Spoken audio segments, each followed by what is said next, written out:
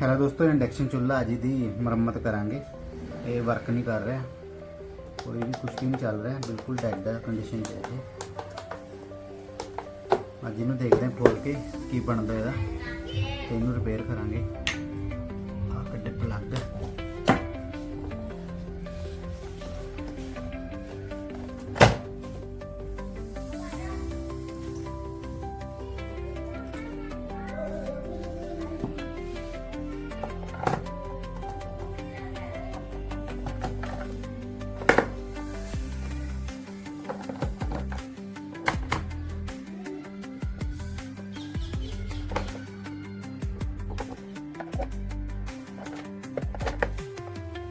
Plastic company का है, अच्छा ब्रांड है, ये पे कर लेंगे। और दूसरी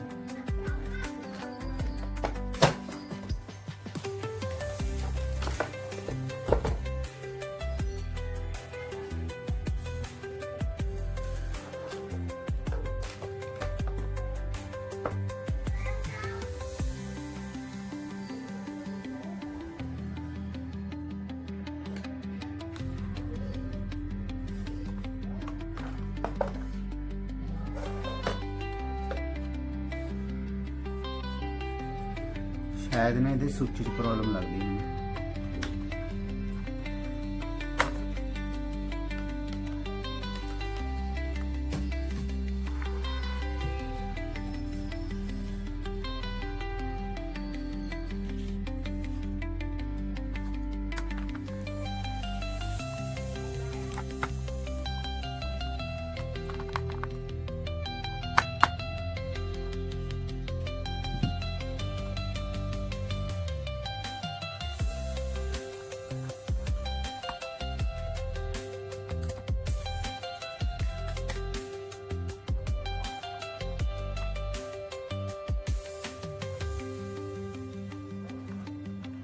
लग तो रहने का सड़े हुए वायर चेक कर लेना।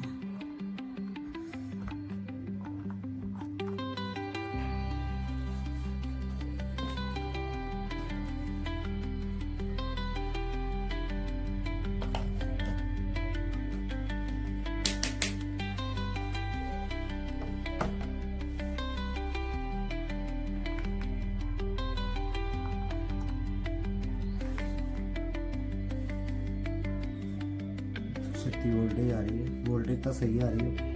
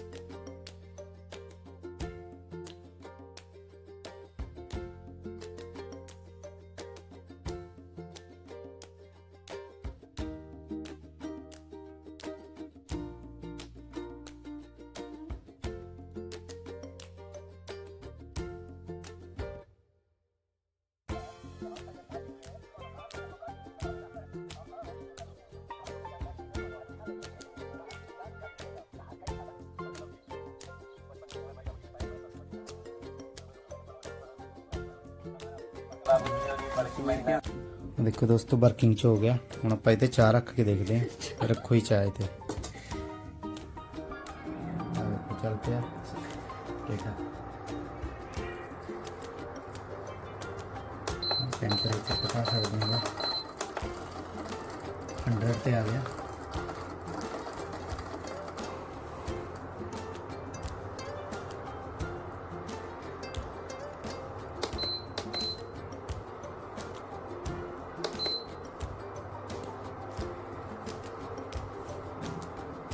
ठीक है कस्टमर जी, हो गए सही?